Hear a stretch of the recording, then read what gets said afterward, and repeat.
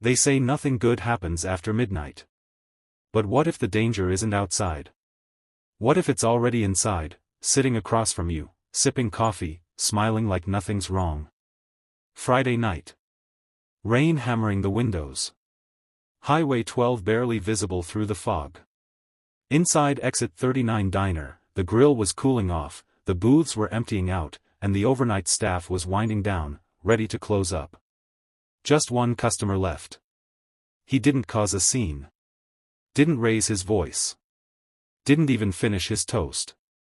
By 12:40 a.m., he was gone. And so was the waitress who served him. No forced entry. No blood. No broken glass. Just her purse, untouched. Her phone, still plugged in. And a receipt stamped 12:17 a.m., the diner's last transaction of the night. This is the story of Tamara Hill, a woman just trying to get home to her son. And the man who sat in the corner booth like he'd been waiting for her all along. Welcome to True Crime Universe, where the stories are strange, the shadows are loud, and the truth is never simple. If this is your first time here, you didn't find us by accident. And if you're one of our Day 1 subscribers, you already know how we do. We get in, we go deep, and we do not flinch. So go ahead, hit that subscribe button. Turn on your notifications so you never miss a case. And settle in, because tonight's story? It doesn't start with a scream. It starts with a smile. And ends with a question that still hasn't been answered. Exit 39 Diner sat just outside of Elmswood, Georgia, one of those old-school spots with a neon sign that buzzed louder than the kitchen. Locals called it the 39. Open 24 hours, truckers, night shift workers, and high school kids all passed through at some point. But the staff? They were like family. Tamara Hill had worked there for 6 years. 33, single mom, sharp as a tack with a smile that could talk your stress down 2 notches.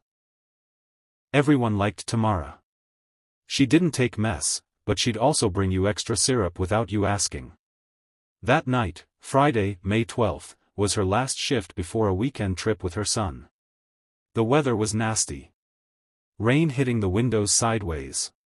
By 11:30 p.m., most of the booths were empty except for a couple regulars nursing coffee and a young couple arguing over pancakes. Tamara had already clocked out once, but stayed behind to help clean up. Said she didn't feel right leaving just yet. At exactly 12:04 a.m., a man walked in. Black, mid-40s, tall, dressed clean but soaked from the rain. No umbrella. He asked for coffee and sat in the corner booth, back to the wall, eyes on the door. Tamara took his order. They spoke for a minute. No tension, no raised voices. Just a calm exchange. By 12:40 a.m., the man was gone. So was Tamara. The first person to notice Tamara was missing was Marcus Johnson, the overnight cook. 48, ex-Marine, didn't say much unless he had to. He figured Tamara stepped outside for a smoke, she did that sometimes before heading out. But 10 minutes passed. Then 20. Her purse was still in the back. Keys untouched. Phone plugged into the charger. Her car? Still parked right outside under the flickering streetlight. Marcus walked around the diner. Checked the bathrooms. Walk-in freezer. Even the alley out back. Nothing. At 1:06 a.m., he called the manager, Denise, who lived 10 minutes away. Denise told him to lock up and wait in his car. She'd handle it. But by the time she got there and realized Tamara's car hadn't moved, she called 911. When officers arrived just before 2 a.m., they treated it like a possible walk-off. Adults can disappear if they want to, right? But Marcus wasn't buying it. She didn't walk off, he told the cops. Tamara don't move without her phone, her purse, and her baby. That part hit hard. Tamara's 8-year-old son, Jaden, was home with her sister that night. She wouldn't just disappear without telling him goodnight. And there was one more thing. The receipt. The last transaction of the night showed a charge at 12:17 a.m. Coffee. 2 eggs. Wheat toast. Name on the ticket? No one knew. But it wasn't a regular. The security cameras at Exit 39 Diner weren't high-tech. Grainy, black and white, no sound. But they worked. Detectives reviewed the footage early Saturday morning. The video showed the man walking in at exactly 12:04 a.m.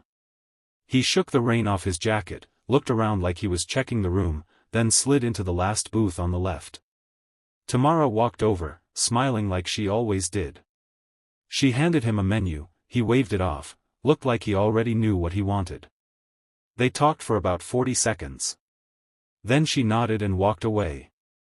She came back 2 minutes later with his order. Coffee. 2 eggs. Toast. For the next 20 minutes, the man barely moved. Ate slow. Drank his coffee.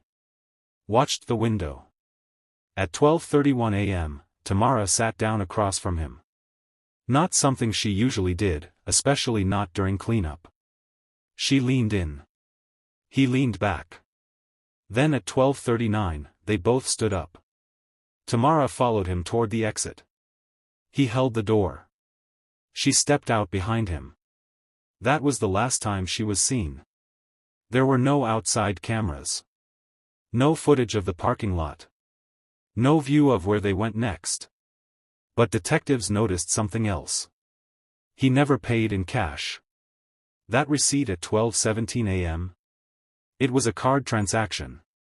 And now they had a name. The credit card used at 12:17 a.m. was flagged by the system before detectives even ran it. It belonged to a man named Carl Dorsey. Problem was, Carl Dorsey had been dead for 2 weeks. His body was found in a burned-out sedan just outside Savannah. Positive ID was made through dental records. Cause of death, gunshot to the back of the head. His wallet was never recovered. The card being used in Elmswood? That was 200 miles away from the crime scene. Now, detectives had 2 questions. How did this mystery man get Carl Dorsey's card?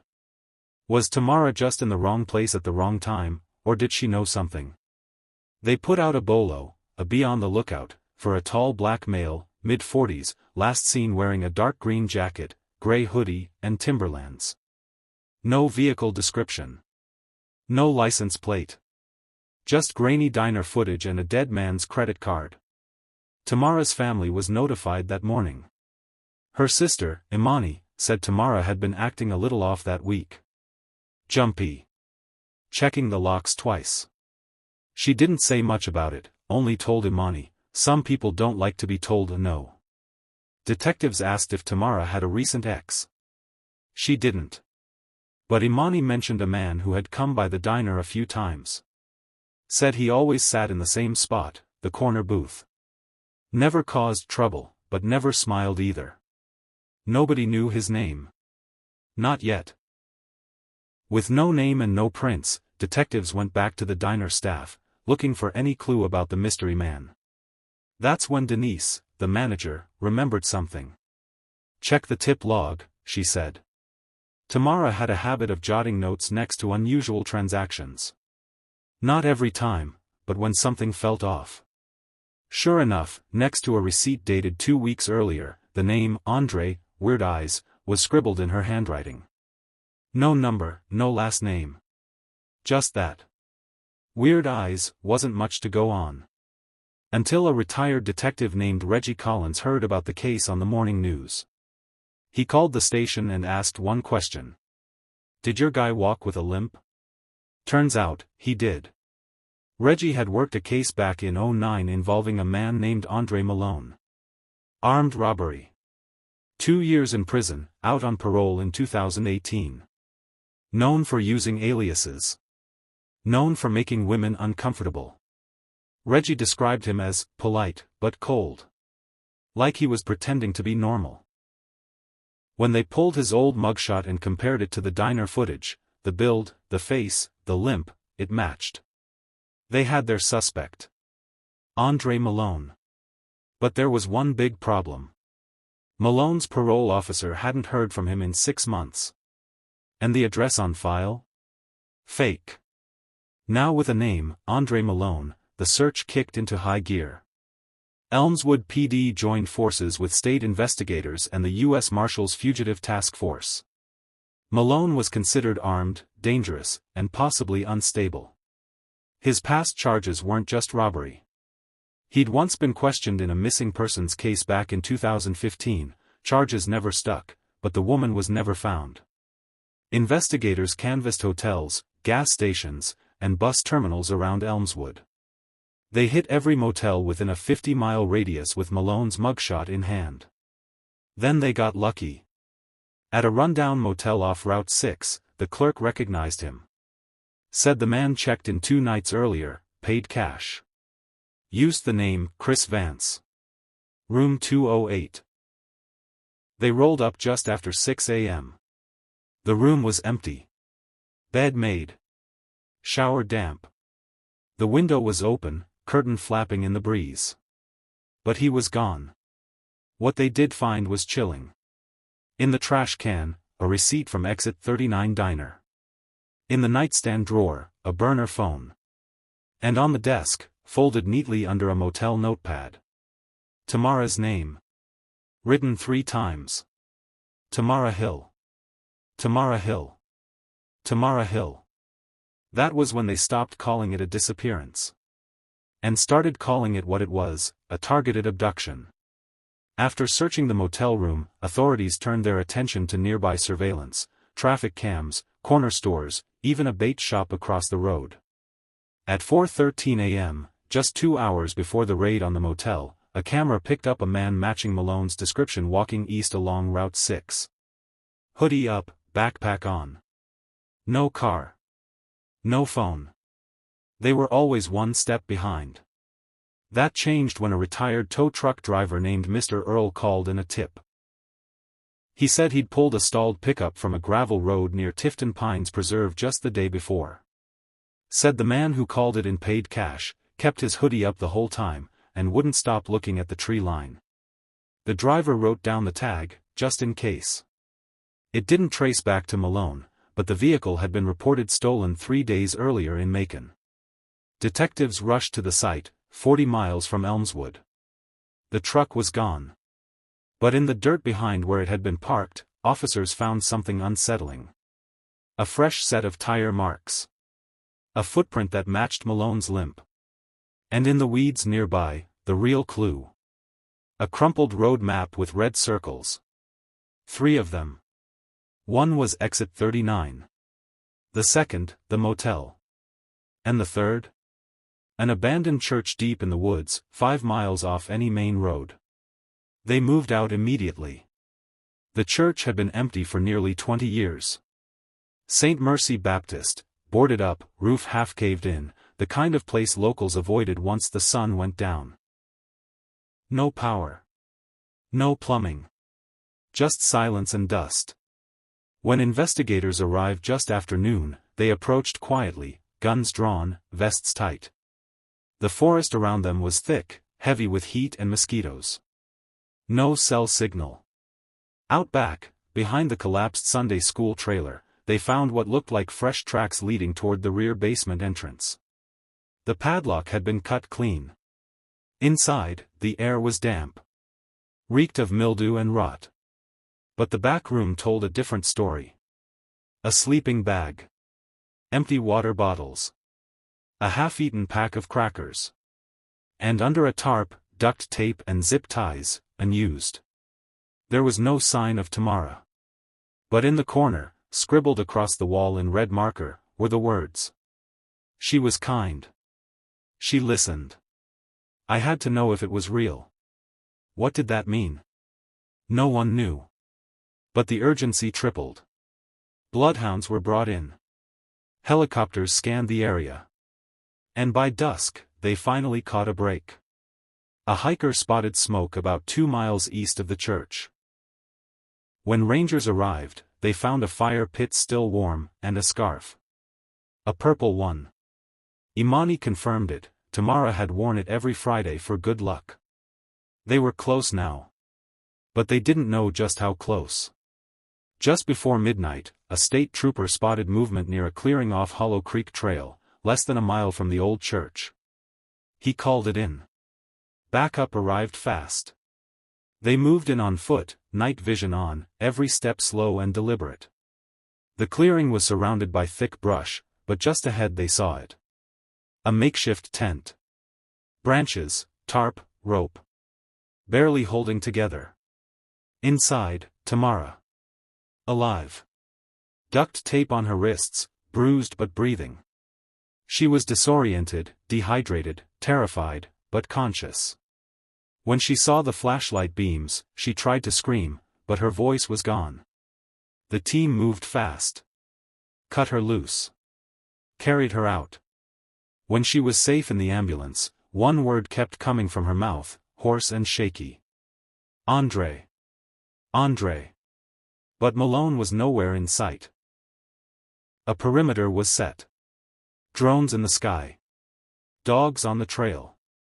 He'd vanished again, into the woods, like smoke in the dark. But this time, he left something behind. Taped to a tree not far from the tent, a Polaroid photo. Tamara, sitting across from him at the diner booth. Smiling. Coffee in hand.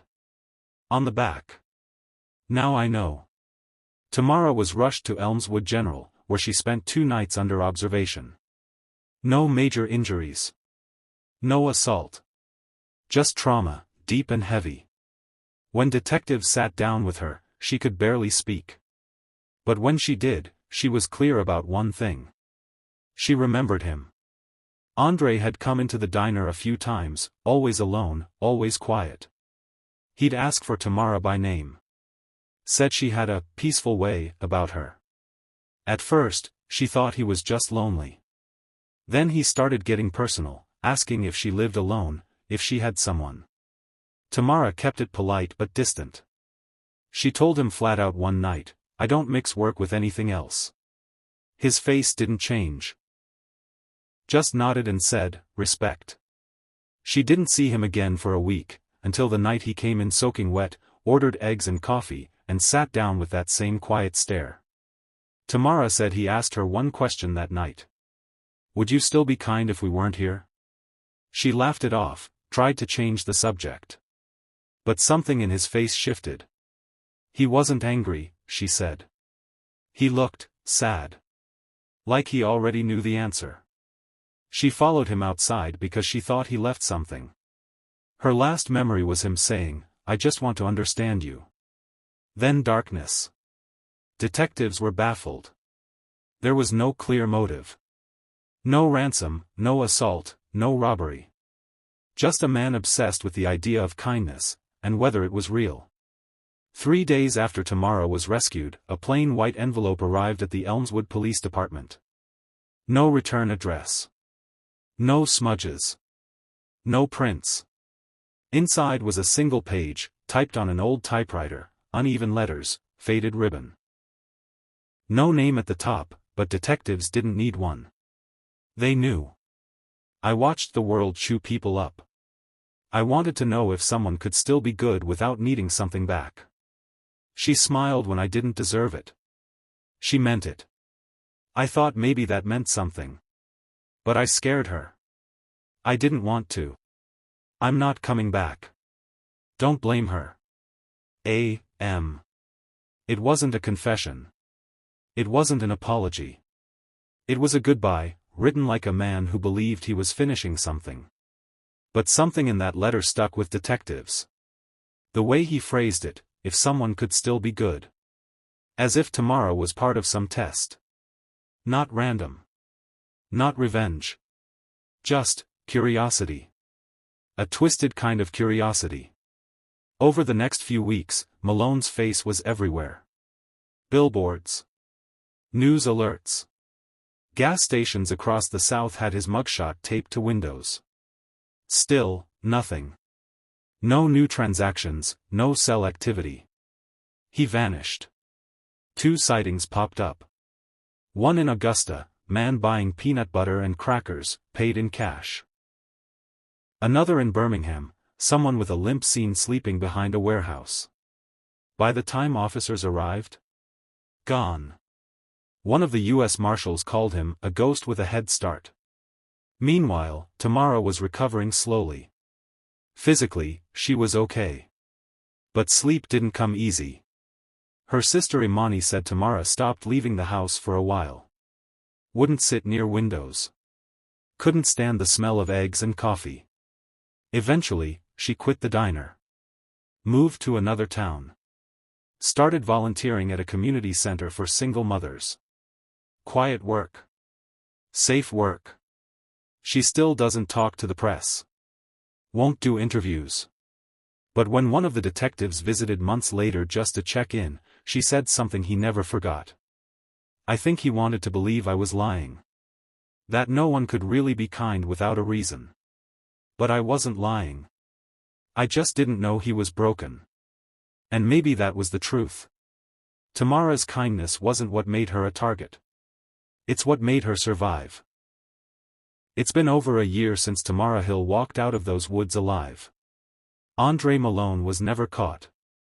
No fingerprints, no sightings that stuck, no paper trail.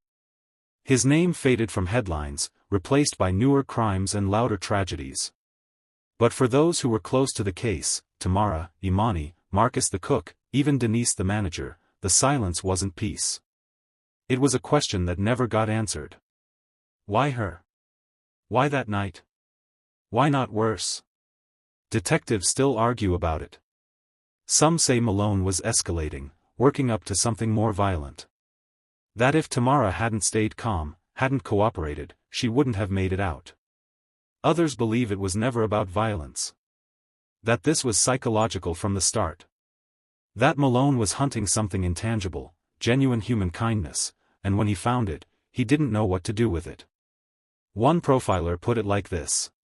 He wasn't looking for a victim. He was looking for a mirror. And that's what makes this case so haunting. Tamara didn't run. She didn't scream. She talked. She listened. She kept her fear quiet and her voice calm. And somehow, that broke through whatever darkness was inside him, just enough.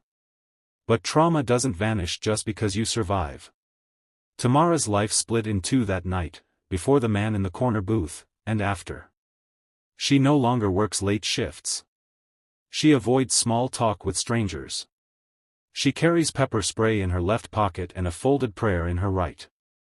And every Friday night, she lights a candle, for herself. For the version of her that walked out that door and didn't know she'd be followed. As for Exit 39 Diner, it closed down 6 months later. Too many whispers. Too much weight in the walls. But if you drive past the empty lot on a rainy night, some locals say the neon sign still flickers faintly in the dark. Like it's waiting for one last customer. Sometimes in true crime, the scariest part isn't the violence. It's the intention behind it. The slow build. The quiet obsession. The stranger who watches without blinking, and waits. Tamara Hill wasn't followed by a man looking to steal her money or end her life. She was followed by someone who needed proof that goodness still existed. He wasn't testing her strength. He was testing her soul. That's what makes this case so chilling. Tamara survived not because she fought back, but because she stayed soft in a world that demands you harden up. She smiled at a man no one else noticed. She was kind without agenda. And to someone like Andre Malone, that was enough to unravel him. But survival leaves its own scars. Tamara left those woods alive, but not untouched. She's not the same. She carries the weight of those hours. Not just the fear. But the knowledge that one moment of compassion saved her life. And might have saved his, too. We don't know where Andre is. Maybe we never will. But one thing's for sure. He wasn't after money. He wasn't after power. He was after meaning. And Tamara gave him more than he knew what to do with. If this story shook something loose inside you, don't just click away. Tap that like button to show your support for Tamara, and survivors like her who never asked to be brave, but had no other choice. And if this is your first time here, we don't just relive the headlines. We dive deep into the human side of crime, the fear, the choices, the moments that change everything. So if you want more stories that linger long after the credits roll, hit that subscribe button. Turn on your notifications. And join a community that doesn't just ask what happened. We ask why it mattered. Because we tell the stories that others forget. And we never look away.